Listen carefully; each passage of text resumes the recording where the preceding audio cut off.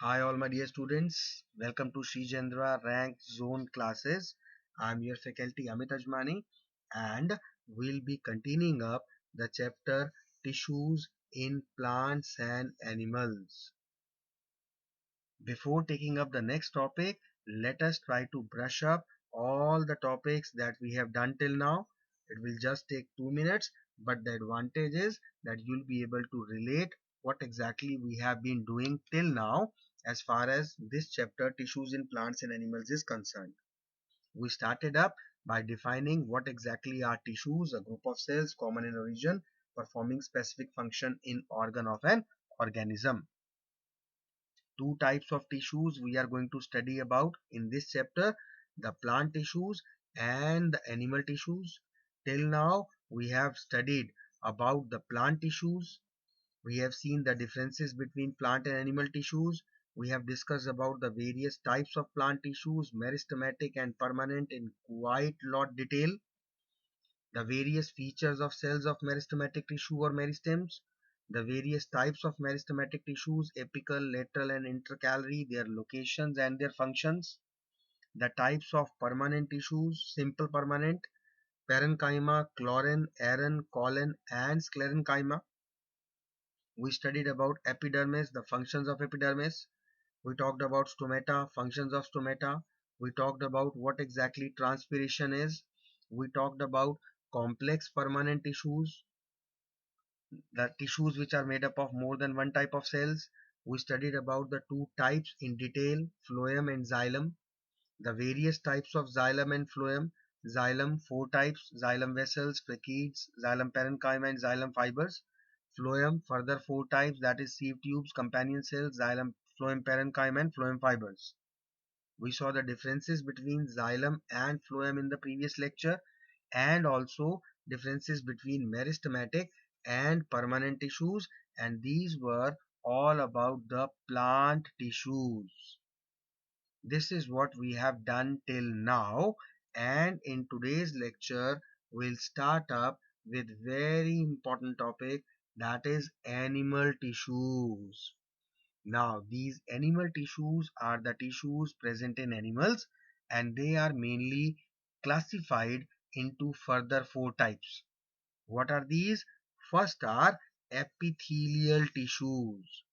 Now, what are epithelial tissues? We'll study in detail. There are various types of epithelial tissues like cuboidal epithelial, columnar, ciliated, glandular, and squamous. We'll study them one by one. Second type of animal tissues are the connective tissues. What are connective tissues? We'll study in detail. There are various types of connective tissues like blood, which consists of plasma, WBCs, RBCs, and platelets, bones, cartilages, tendons, ligaments, areolar tissue, adipose tissue, lot many type of connective tissue, which we will study one by one. The third type of tissues present in animals are the muscular tissues, which are further divided into three. They are striated, unstriated, and cardiac. Of course, we'll study about all these in detail. And the fourth type of tissues are nervous tissues. So these are the four types of animal tissues. One is epithelial tissues, another is connective tissues, third one are muscular tissues, and fourth one are nervous tissues. So let's study all these types of animal tissues one by one. As we have studied the details of plant tissues, we'll be studying all about animal tissues. The first type of animal tissues are epithelial tissues. Now this epithelial tissue is called as the covering tissues. It forms a continuous layer on the entire body. Our skin is all epithelial tissue. Now, what are the various features of the cells of these epithelial tissues? Let us try to relate one by one. Their cells are closely packed and they are without any intercellular spaces. These cells may be simple. What is meant by simple? Simple means made up of a single layer of cells, or they may be compound, that is, they may be made up of many layers of cells called stratified. These cells form a continuous layer all over the external surface of the body, our skin. That is all epithelial tissue, as I told you. And they line the inside of all cavities of our body. For example, our stomach, our intestine, our throat, our windpipe, all the linings are made up of epithelial tissues only. The skin, surface layers of mouth, alimentary canal, lungs, all are made up of this epithelial tissues only. Now, these epithelial tissues perform a lot of functions. What are these? The first function is protection. They cover the entire body surface, and thus they protect the underlying cells from drying or any kind of injury or any kind of bacterial or viral infection, or from harmful effects of any type of chemicals. So the main function of epithelial tissue is protection. Apart from protection, they also help in exchange of materials. Why? Because they are extremely thin and they cover the whole body surface. Yet another function of epithelial tissue is helping in absorption of materials as well as in excretion of waste material. And these epithelial tissues, this skin, it acts as a sense organ and help us a feeling of sensation, that is, they provide us in giving the feeling of touch. So these are the various functions of epithelial tissues. Now these epithelial tissues are further of various types depending upon their shape, depending upon their location, and depending upon their functions. So we'll be studying about them one by one. Types of epithelial tissues. The first type of epithelial tissues are squamous epithelial tissues. We'll be talking about their structure, their location, and their functions. Firstly, what type of cells form squamous epithelial? They have thin, flattened cells with a centrally placed nucleus. These cells are irregularly shaped and are compactly arranged. Now, these squamous epithelial, they form the lining of our mouth and esophagus, that is the food pipe, and lungs. They also cover the skin surface. In skin, we have various layers, that is called stratified epithelium, because here the epithelium, this tissue is prone to damage. So that is why that is in various layers. Now, what are the various functions of squamous epithelial? They help in diffusing the materials or exchange of gases. They help in protection of the underlying areas and cells from drying. They help the underlying organs from the entry of germs. They protect them from any kind of chemical or mechanical injury. So these are the functions of squamous epithelials. Next type are cuboidal epithelial. As the name suggests, the epithelial has cube-like cells with central spherical nucleus, and they appear to be hexagonal in shape. These cuboidal epithelial are present in the lining of kidneys, lining of salivary duct, lining of pancreatic duct, and sweat glands. And their function is they help in secretion, excretion, and absorption. So these are the second type of epithelial tissues. They are cuboidal epithelial. Third one are the columnar epithelial. Once again, by the name, you should be able to make out the type of cells which they are made up of. They are made up of tall, pillar, or column-like cells. Importantly, the nucleus is at the base, right? And they generally have mucal cells in between. These type of columnar epithelial are present in lining of stomach, intestine and gallbladder, and their function is to help in secretion and absorption. The mucus present in columnar epithelial, it helps in lubricating the passage. So these are the columnar epithelial tissues.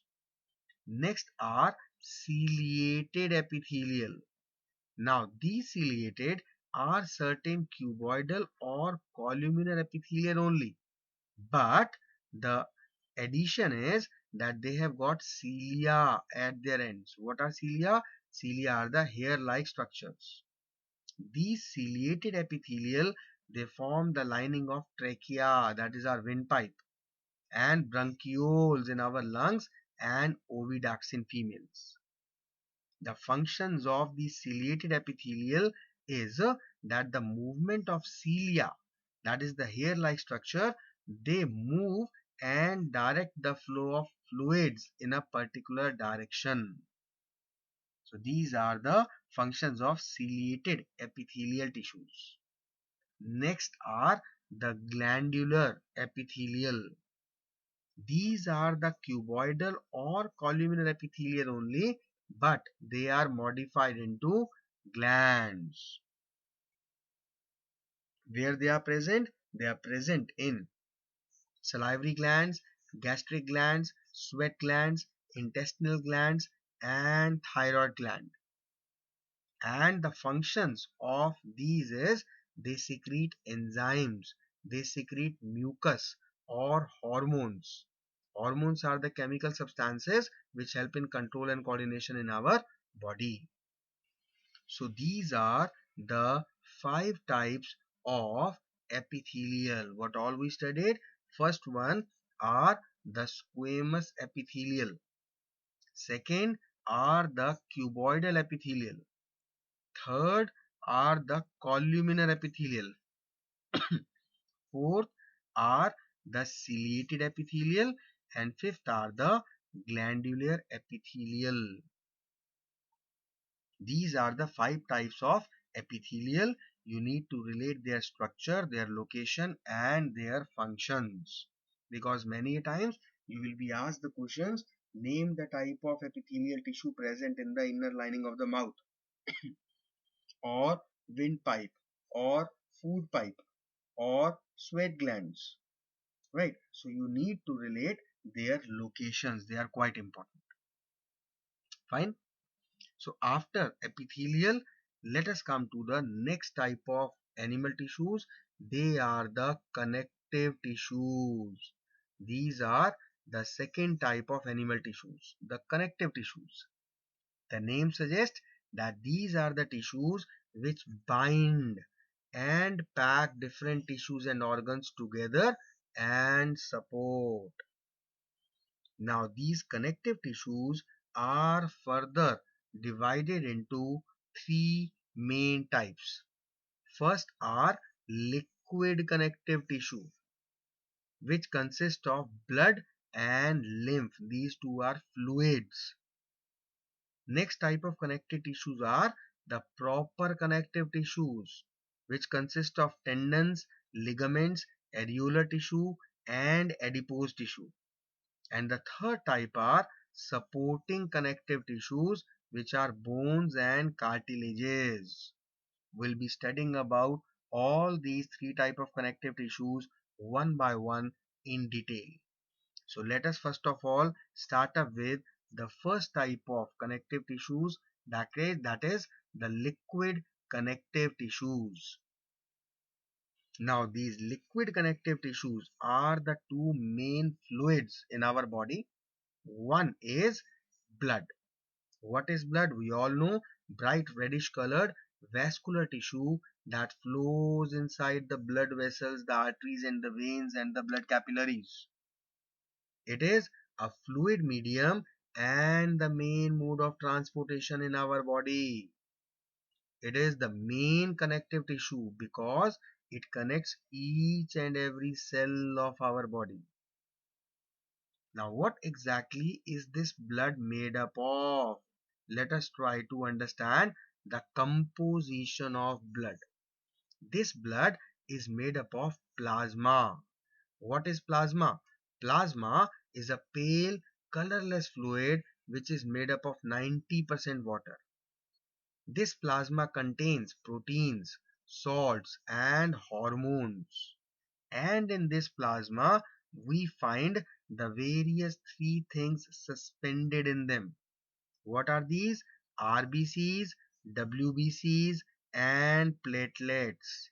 Let us discuss them one by one.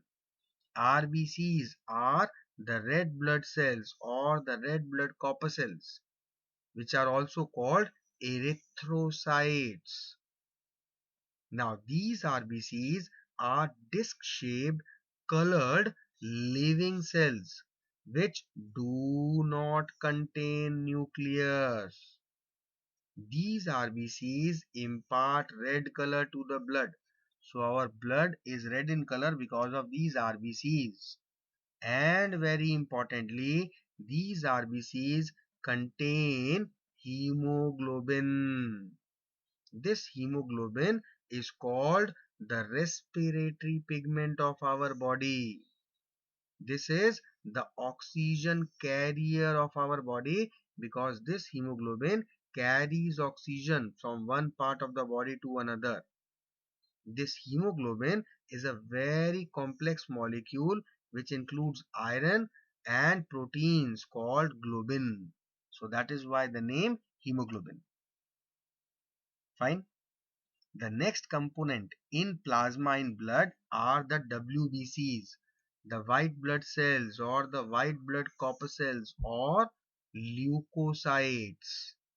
These WBCs are colorless cells which have nucleus. They can change their shape, and these WBCs are called the soldiers of our body. Why? Because they are the ones who fight against any kind of foreign material or any kind of disease causing microorganisms which enter our body through any means, whether it is food or air or water. So these WBCs will fight against any disease causing microorganisms, any foreign material. Hence, they are called the soldiers of our body. The third thing found in plasma in blood is platelets. These are small, oval or rounded, colorless cell fragments which do not have a nucleus. And the main function of platelets is they help in the coagulation of blood, that is blood clotting. So our blood consists of plasma which further has RBCs, WBCs and platelets, and it is the main medium of transport. Now apart from blood, there is another fluid which flows in our body, that is called lymph. It is also a type of liquid connective tissue just like blood. It is a colorless fluid because it does not contain RBC. That is why no red color. This lymph has lower protein contents. It contains very small amount of nutrient and oxygen, but it contains abundant carbon dioxide and other metabolic wastes. So blood and lymph, these are the two types of fluid connective tissues or liquid connective tissues in our body. Okay, now let us talk about the various functions of blood. The major function of blood is transportation, whether it is transportation of nutrients or the metabolic waste or the gases oxygen and carbon dioxide or the hormones, the chemical substances, they all are transported through blood from one part to another inside the body. This is the main function of blood. It is the main medium of transportation of all these substances. Now blood also regulates the body temperature as it conducts heat. Blood helps in maintaining proper concentration around cells, inside the tissues and the organs. This blood leaks out tissue fluid and it keeps the tissues moist. And the white blood cells or the leukocytes present in blood, they help in fighting against the foreign microbes and thus help in maintaining the immunity of the body and providing protection. So these are the various functions of blood. And this is all about liquid connective tissues. Talking about the second type of connective tissues are the supportive connective tissues. These are of further two types, bones and cartilages. Now what are bones and cartilages? Try to relate one by one. Bones, they are the supporting connective tissue which form the framework and skeleton of our body and helps in locomotion. The whole of our body skeleton is made up of bones. These bones are strong and non-flexible connective tissues. Their matrix, that is the fluid medium, is solid and hard. And this matrix is made up of calcium and phosphorus salts. This matrix or the fluid medium is arranged in concentric circles, and these bones are porous tissues and they contain blood vessels and nerves, right? The second type of supporting connective tissues are cartilage. Cartilage are also hard, but they are comparatively flexible connective tissues. Their matrix, their fluid medium may be solid or semi-solid, and it does not contain much of calcium or phosphorus. Rather, it is made up of proteins and sugars. These cartilages are present at the ends of bones, at the tip of our nose, and the tip of the ears, the trachea, that is our windpipe, and larynx, that is our voice box. Their fluid medium, their matrix is uniform, not in concentric circles like bones. And these cartilages have widely spaced cells. They smoothen the bone surface at the joints. Sharks, they have their whole body skeleton made up of cartilage. In our body, in animals, it is the bones which make the skeleton, the framework, right? So these are the two type of supporting connecting tissues. They are the bones and cartilages. What are the main differences between these two? Let us try to relate. Bones are strong and non-flexible connective tissue, whereas cartilages are strong but flexible connective tissue. In bones, the matrix is solid and hard, whereas in cartilages, the matrix may be solid or semi-solid. In bones, the matrix is made up of calcium or phosphorus, whereas in cartilages, matrix is made up of sugars and proteins, not calcium and phosphorus. In bones, the matrix is in concentric circles, whereas in cartilages, the matrix is uniform. In bones, the cells are tightly packed and compact, and in cartilages, the cells are widely spaced. So these are the differences between bones and cartilages, the two types of supporting tissues, the connective tissues. The third type of connective tissues are proper connective tissues. Now these proper connective tissues are of further four types. One are the tendons, another are the ligaments, the third one are adipose, and fourth one are areolar tissues. Now what are these four types? Let us try to relate one by one, starting with tendons. These tendons connect bones to muscles. They are fibrous tissues with great strength. Their elasticity and flexibility is limited. That means they are inelastic, they are non-flexible, and they consist of white fibrous fibers. Talking about the second type of proper connective tissues, ligaments. They connect bone to bone at joints. They have considerable strength, they are highly elastic, they contain very little matrix, and they consist of loose network of yellow elastic fibers. So tendons are the connective tissues which connect bones to muscles, whereas ligaments are the connective tissues which connect bones to bones. This you need to remember, very important. Clear? Now the third type of proper connective tissues are the areolar tissues.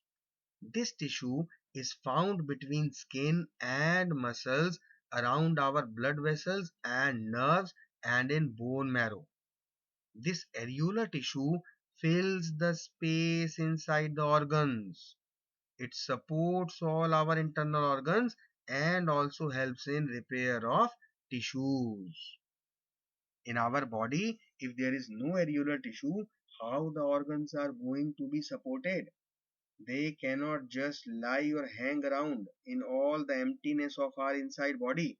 So it is the areolar tissue which fills the spaces inside the organs and support the internal organs.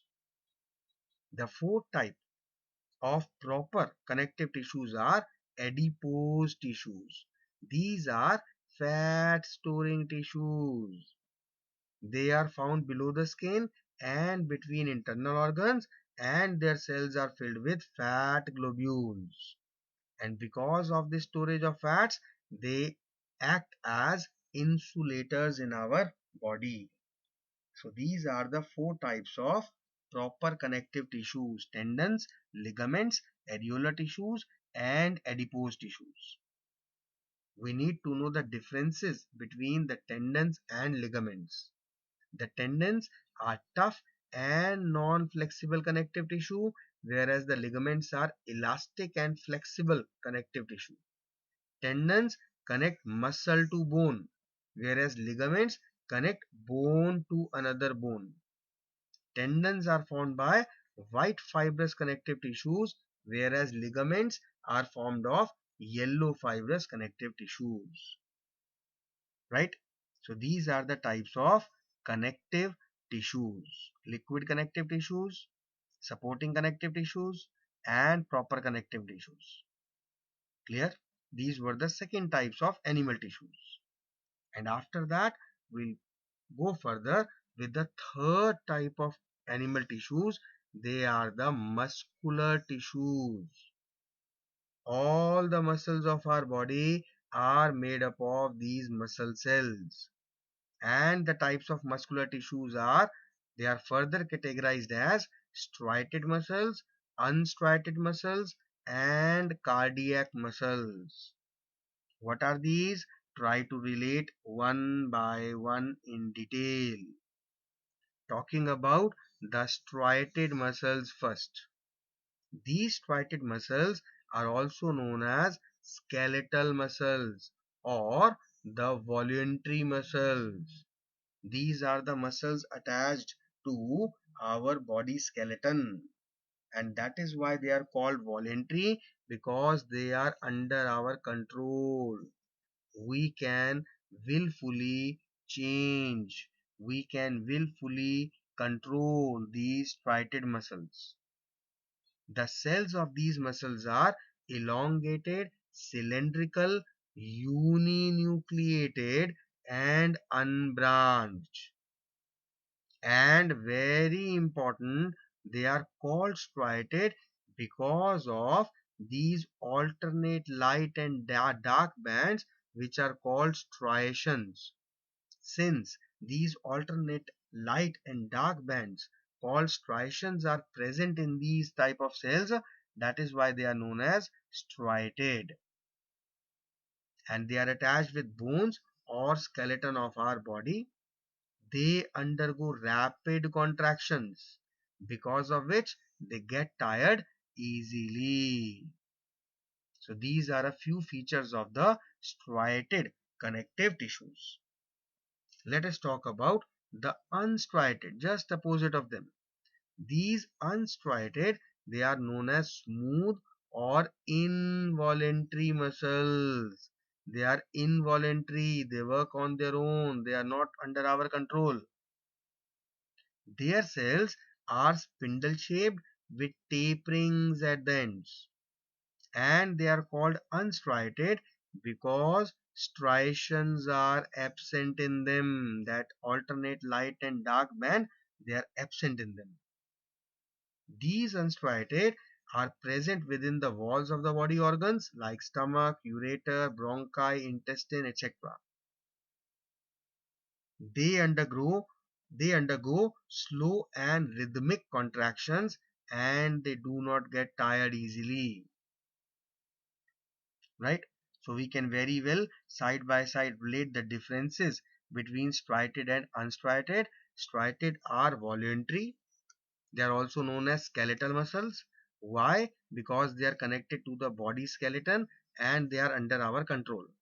These are called involuntary muscles. Why? Because they are not under our control. In striated, alternate light and dark bands called striations are present, whereas striations are absent in unstriated. Right? Striated undergo rapid contractions and they get tired easily, whereas the unstriated undergo slow and rhythmic contractions and they do not get tired easily. Right?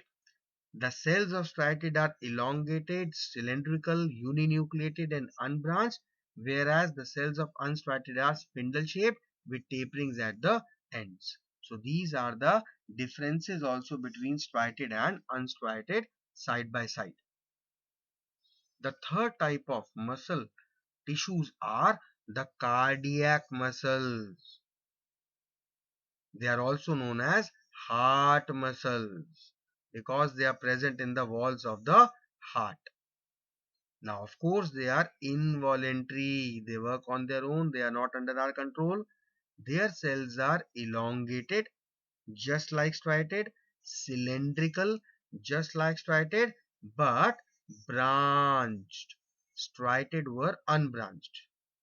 And in these cardiac muscles, very faint, regular striations are present.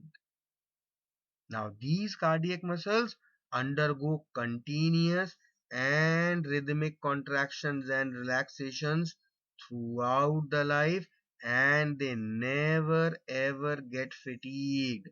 They never get tired right from the birth. Before the birth of the child, these cardiac muscles, they undergo continuous rhythmic contractions and relaxations, and they will never get tired, because the moment they will get tired, the moment they will stop functioning, the organism is going to die, right? So these are the three types of the muscular tissues: striated, unstriated, and cardiac.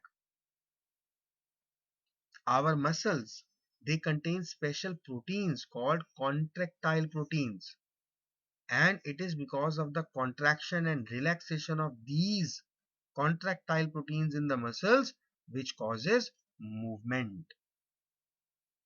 Got it? So this is the third type of animal tissues. They are the muscular tissues. Let us come to the fourth and the last type of connective tissues. They are the nervous tissues. Now, these nervous tissues are the tissues specialized in receiving and transmitting of information in the form of stimuli or impulses to various parts of the body. These nervous tissues, they form the brain, spinal cord, and all the nerves in our body. These nervous tissues are composed of individual cells which are called the nerve cells or the neurons. And these nerve cells are the longest cells of our body. A particular neuron consists of a cell body with a nucleus and cytoplasm, from which thin hair-like parts arise, which are called dendrites. And each neuron has a single long part called axon and many short branch parts called dendrites. Let us try to relate it in the diagram. This is what a neuron or a nerve cell is. This labeling A is the nucleus. The part C is the cell body, which is also known as cyton. This part B are the branches, which are called dendrites. This part D is the long axon part, and E are called the nerve endings or the terminal endings.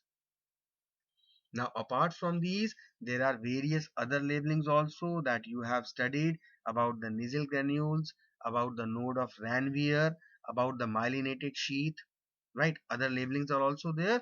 We are just talking about the basic structure of a neuron. Now, in this neuron, we know that in our body, the information travels in the form of electrical impulses through these neurons. These electrical impulses are taken by this part, dendrite part.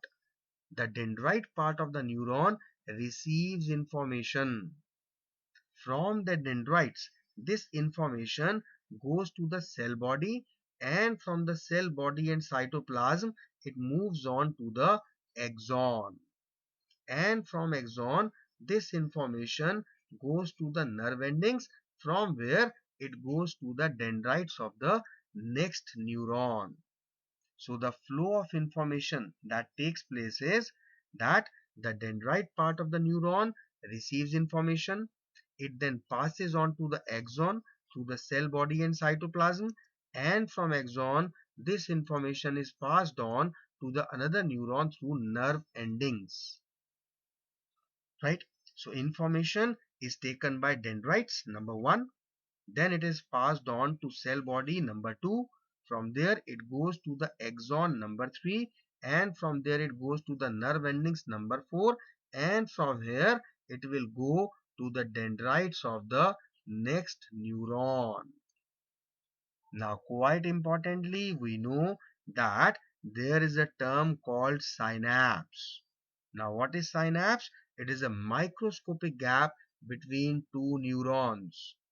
And what is the function of synapse? Its function is that it helps in the unidirectional flow of information in our body. How? This synapse contains certain chemicals which are known as neurotransmitters.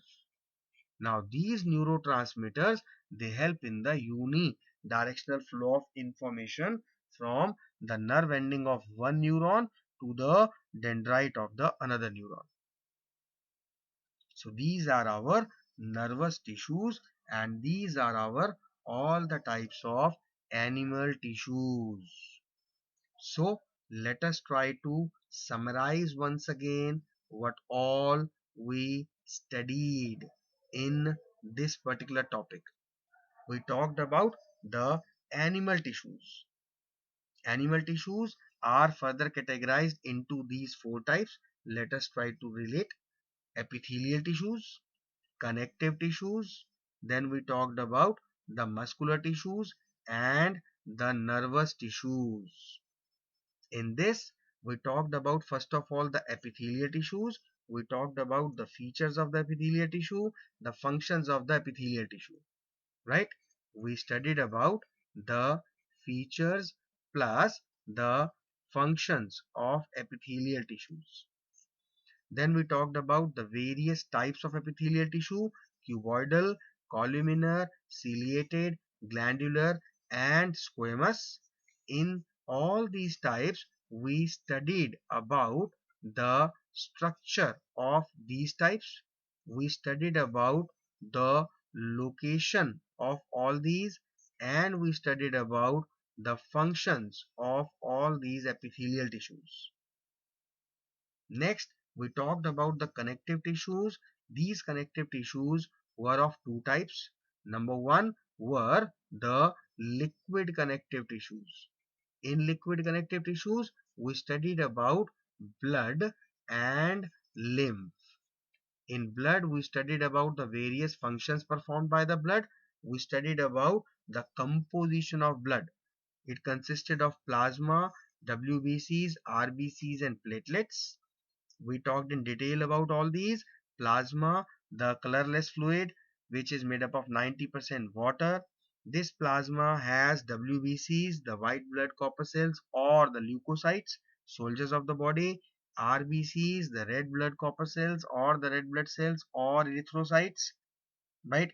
Imparting red color, containing hemoglobin, that is the oxygen carrier or the respiratory pigment. Platelets are helping in blood coagulation or blood clotting. These were the first type of connective tissues. Then we talked about the second type of connective tissues. They were supporting connective tissues, which consisted of bones and cartilages. We have seen the details of bones and cartilage and the differences between them. The third type of connective tissues were the proper connective tissues, in which we studied about tendons, ligaments, areolar and adipose tissue. Tendon connecting bone to muscle, ligament connecting bone to bone. We saw the differences between tendons and ligaments. Areolar tissue filling the gaps and spaces in the internal organs, and adipose tissue is fat storing tissue below the skin. So these are the three types of connective tissues we discussed in details. Third type are the muscular tissues, striated, unstriated, and cardiac. Striated, also known as skeletal or voluntary. Why? Because connected to the body skeleton and they are under our control. Unstriated are also known as smooth muscular tissue or the involuntary. Cardiac are also known as the heart muscles because they are present inside the heart. We saw the differences between striated and unstriated. In striated, striations, that is, the alternate light and dark bands are present. In unstriated, they are not. Striated are voluntary under our control, unstriated are involuntary. In striated, the cells were unbranched, uninucleated, cylindrical. In unstriated, they were having taperings at the ends. In striated, they undergo rapid contraction relaxation, get tired easily, whereas unstriated, they go rhythmic contraction relaxation, do not get tired easily. Right? Cardiac, never ever get fatigued. Fine. Next type were the nervous tissues, made up of nerves or neurons, the largest cells in our body. These neurons are the largest cells in our body. The structure of neuron consisting of dendrites, cell body, cytoplasm, axon, nerve endings. How the information travels, received from dendrites, passing on to cell body through axon to the nerve endings, from there passed on to the next neuron through a microscopic gap called synapse, which contains neurotransmitters which help in the unidirectional flow of information. So this is all about animal tissues and this is all about our chapter tissues. So end of the chapter. And of course, you know that after ending the chapter, what exactly is scheduled next? In the next lecture, we'll be discussing about various questions. And since this chapter is a bit lengthy, there were so many types of plant tissues, there were so many type of animal tissues. So you need to learn them, you need to memorize them, and you need to get ready for the next lecture consisting of all the questions and answers. And every time after completing the chapter, the same old sentence which you must be now acquainted with and you must be familiar with, that if you are prepared, it will increase your confidence while giving the answers. If you are not, it will waste your time, right? So learn the chapter, learn the topics, go through them properly and thoroughly. And in the next lecture, we'll take up as a whole the chapter and its questions. So study hard, take care of yourself, keep yourself healthy and happy. Meet you soon in the next lecture. See you soon.